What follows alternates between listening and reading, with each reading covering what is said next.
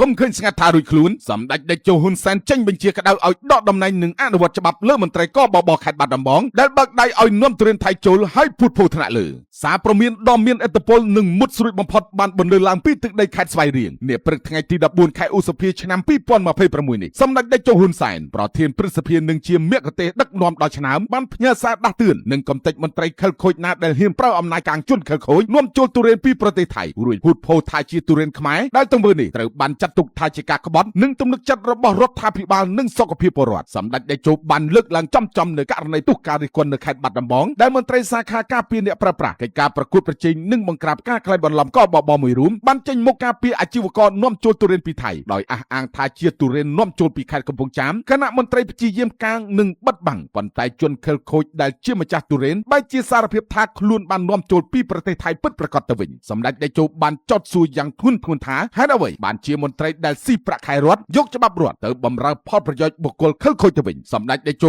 បានបញ្ជាក់យ៉ាងច្បាស់ថាករណីនេះមិនមែនជារឿងតូចតាចដែលត្រូវបញ្ចប់ត្រឹមការស្ដីបន្ទោសឬក៏ផ្អាកការងារបណ្ដោះអាសន្ននោះឡើយមន្ត្រីដែលហ៊ានកុហកថ្នាក់លើនិងភូតភរប្រជាជនមិនសមជារក្សាទុកក្នុងជួររដ្ឋាភិបាលឡើយសម្ដេចបានស្នើឲ្យពិនិត្យទៅលើវិធានការច្បាប់ដើម្បីដាក់ទោសទណ្ឌទៅលើមន្ត្រីខិលខូចរូបនោះទុកជាសារព្រមានទៅដល់មន្ត្រីដទៃទៀតកុំឲ្យយកគំរូតាមប្រជាពលរដ្ឋមិនទាន់អស់ចិត្តទេខ្ញុំក៏មិនទាន់អស់ចិត្តដែរនេះគឺជាការបង្ហាញថាសម្ដេចតេជោតែងតែឈរនៅខាងយុត្តិធម៌និងស្ដាប់កង្វល់របស់រាជជានិច្ចសូមបញ្ជាក់ថាសាររបស់សម្ដេចតេជោហ៊ុនសែននាថ្ងៃនេះគឺជាកំបិតដ៏មុតស្រួចសម្រាប់មន្ត្រីខិលខូចដែលកំពុងសំងំយកទូនីតិទៅរកស៊ីដោយខុសច្បាប់នេះបានបង្ហាញថាទោះបីជាសម្ដេចនៅស្ងៀមក៏សម្ដេចតាមដានរាល់សក់ទុងនិងភាពមិនប្រក្រតីក្នុងសង្គមកិច្ចសន្យាឈប់ធ្វើលេងមានប្រសិទ្ធភាពទៀតហើយសម្រាប់មន្ត្រីដែលកុហកជាតិនិងប្រជាជនគឺមានតែផ្លូវច្បាប់មួយគត់គឺដកតំណែងនិងប្រជុំមុខនឹងច្បាប់ដើម្បីរក្សាសេចក្តីថ្លៃថ្នូររបស់មន្ត្រីរាជការនិងសុខុមាលភាពរបស់ប្រជាជាតិទាំងមូល